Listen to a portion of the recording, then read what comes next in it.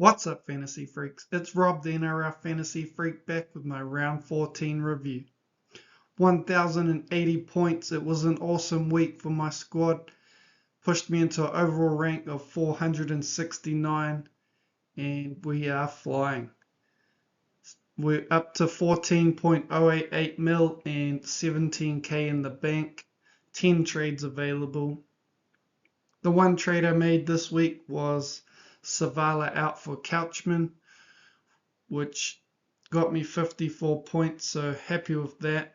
And yes, very happy to have him in my team. He'll be playing 80 minutes on the edge, and he's a gun, dual position. Going through the rest of my squad, Clark with 56, solid. Captain May for 154. Colin Matangi was the play, unfortunately. Tapani with 45, a low one for him. Haas was 63, Aitken was 60, and Colin Matangi with 86, as mentioned. They were my two bring-ins the week before. Katoa was 62, Cleary 64, Farnworth 69, Lucas 56. Very solid scores there. Sharpe with 86 was insane after his bad week the week prior. Garrick 48, solid, and Campbell with a low one when everyone brought him in, so made it not so damaging to my rank. And we had Fogarty with 44, low one without the goal kicking, coming back from injury. I'm happy he got through the game. Tavanga with 50, awesome. And I looped in Hosking's 47, which was the best out of the emergency, so that worked out well. So yeah, let's look at who I'm thinking of selling this week. So on the chopping block, Hosking at number 1. He's had poor form. He's got 3 buys coming up, and I've got 3 Raiders, and he's the best one to sell, the only non-keeper out of the 3. Sasangi has looked a lot better than him as well, so I think he could lose his spot in the future. And he also has less value than Kautoga, so between the two I'd definitely be selling Hosking before Kautoga. And Kautoga, Cleary at number 2. He misses 3 of the next 4 with the coach saying that the Origin Stars won't back up in New Zealand, and the only game that he does play in the next 4 is against the Dogs, so I'm banking on him losing cash with a B of 71, and I can pick him up in round 19. At number 3, Kautoga, like I mentioned, he's still got value. He's had 5 50s in the last 7. He got crucified by the Fenn tackle bust, and that, I think he had 8 missed tackles, minus 16 points last week, so that damaged his score. I think he's definitely got some game, and he could do well for your squads. Number 4, Docker Clay. He's named on the bench with Sandon when I wrote this, but since then, Walker's broken his thumb, so he'll be out. Savala will be with Sandon, so that makes me pretty safe that Docker Clay should get 40 minutes off the bench. And at worst, he has a good PPM, 0.91, so I'd expect at least 30 points out of him, and not worth a trade this week. Finally, Jamal Fogarty, just coming back from that hamstring niggle, so he could be a potential sell if you needed to sell someone. I think with the no goal kicking, and he has the bye this week to recover, so I'm banking on him being back to full fitness next week. He seemed to be kicking the ball okay, and I can potentially loop him next week based on my plans anyway. So yeah, that's pretty much that. Let's look at who I'm looking at buying. So the potential buys this week, Tedesco's at number 1. He's a gun wing fullback and he plays 15 and 18. Yep, that's pretty much enough said. Trebojevic, he is Tommy T, great value. I've just penciled him in to be an average of 41, which is quite low, but achievable. And at worst, he'll become my 19th man. He plays 15 and 18, which is the most crucial thing. And getting the underpriced guns is the best way to finish off my squad. So he really fits that perfectly, along with someone that I'll be looking at getting next week. Drinkwater, so he could have gone huge against the Storm. He looks in great form. I've been mentioning he's been in my plans the whole time, but with Turbo back, it just makes sense to go for the value play. Drinkwater does have a low game in him, and I don't like to spend up at the back. I'd rather have my money in the forwards. So, but if you need someone at the back, he's definitely a great option. With the goal kicking, it just adds to his base. Adam Fanua-Blake at number 4. He's the first best mid to own this round. He has upside, can go huge, and the Sharks will be hurting after last week, so I expect a big game from him. And yeah, I just don't really need a mid when I've got 3 this week. But he could come in if there was any potential outs in my squad. Based on my plans, I've got cash in the bank to make a move Kautoga up to AFB. Finally, Fainu. He's a great cash out option, but I'll wait until next week to make sure he's got that starting spot. I've penciled him in for a low projection, only 6 points of value, but his main objective is to free up cash to fill out that starting 17. And yeah, and hopefully he can make some value, so if we need extra cash in the future, we can downgrade him.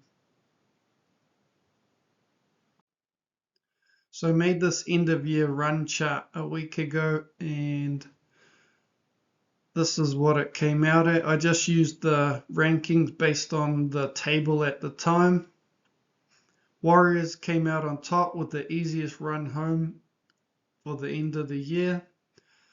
And players to target from that team: Clark, who most of us have; Metcalf, who some of us have held; and James Fisher-Harris should get good minutes with Barnett out and being the leader. Second up, Storm. Elliot Katoa is a great option. Pappenhausen at the back, and Hughes, as mentioned, is in my plans.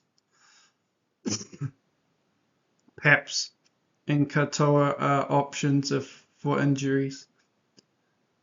Panthers are third. Cleary, Yo, and Edwards, 3 guns. Edwards is underpriced, so he could be a value pickup for the run home. Titans, JC, who have got Big Tino and Fermor, are both great options as well. Tino, I think, was carrying a sternum injury, if I think I read that somewhere. So I'd want to wait on him to make sure he's fully fit.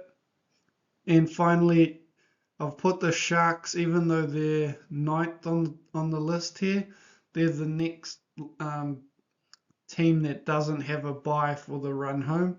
So that really helps out your squad, not having to put your guns on the bench, basically. So AFB, McInnes, and Hines are the big options from the Sharks. And looking through the rest of the table, to note, Seagulls, bottom of the table. So that lines up with my plans to get rid of Garrick, Tavanga, and potentially Turbo if he doesn't work out. Turbo to Paps would be a great upgrade. Dragons. So I've just got Couchman, so that's not too much of a worry. King Tonga will go. Knights down there as well, so Lucas, I don't think it matters too much, but Sharpe being an attacking player, that could affect him. So he could be one to go to Pappenhausen as well. And he's a bit cheaper as well, so he would facilitate making my future trades a bit easier.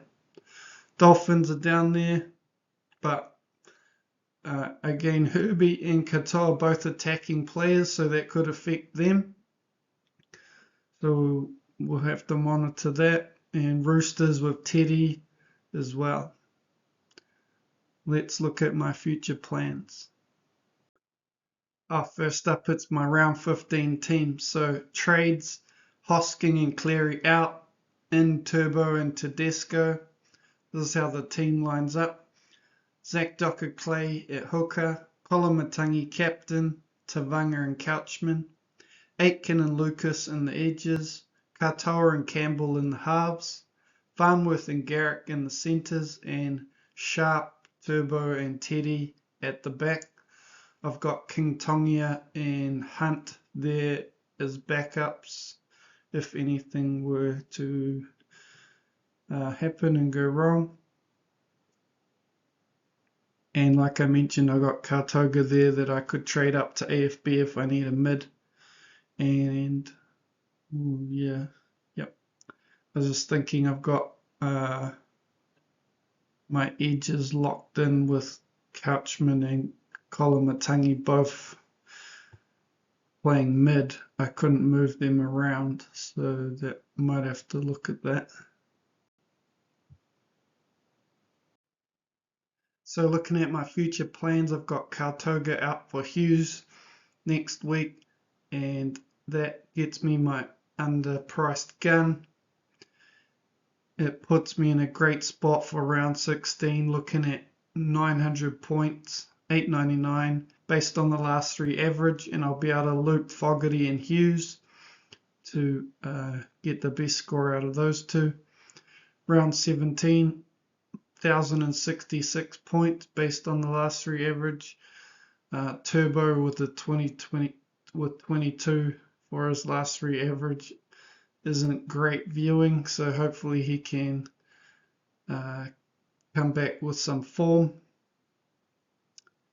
And yeah, into round 18, one trade, Docker Clay out for Jack Howarth, again trying to take advantage of that Storm run home and not spend too much at the back, in the backs I should say.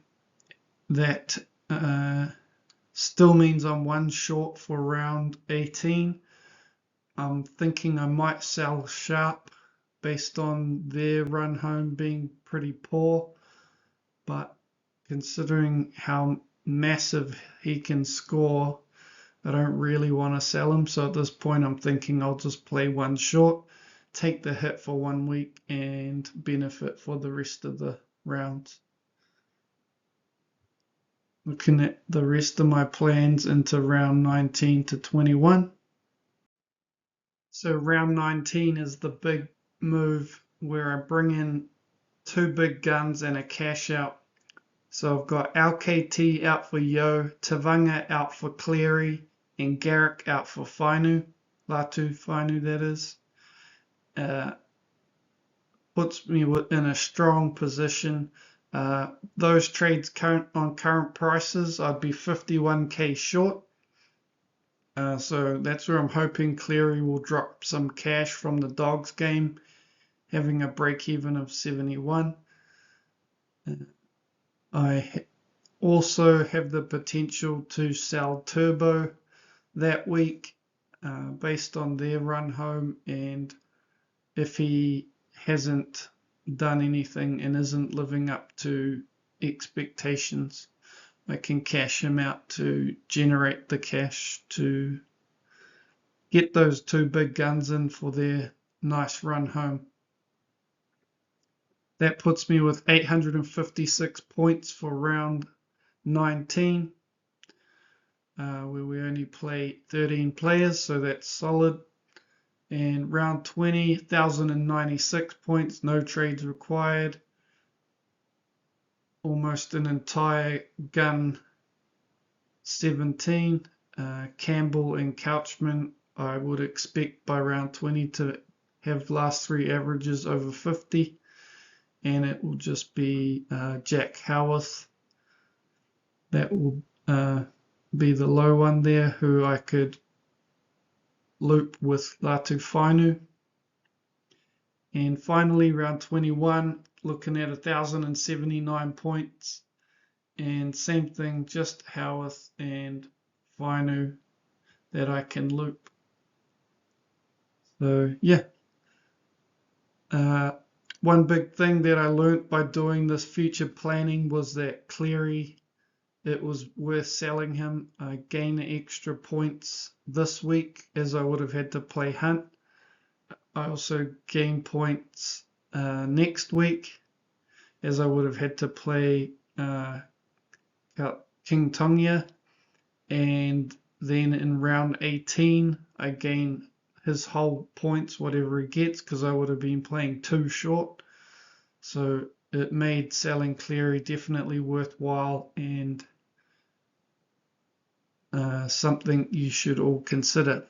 So yeah, good luck everyone for this week, and go the Maroons, and I will see you in the next video.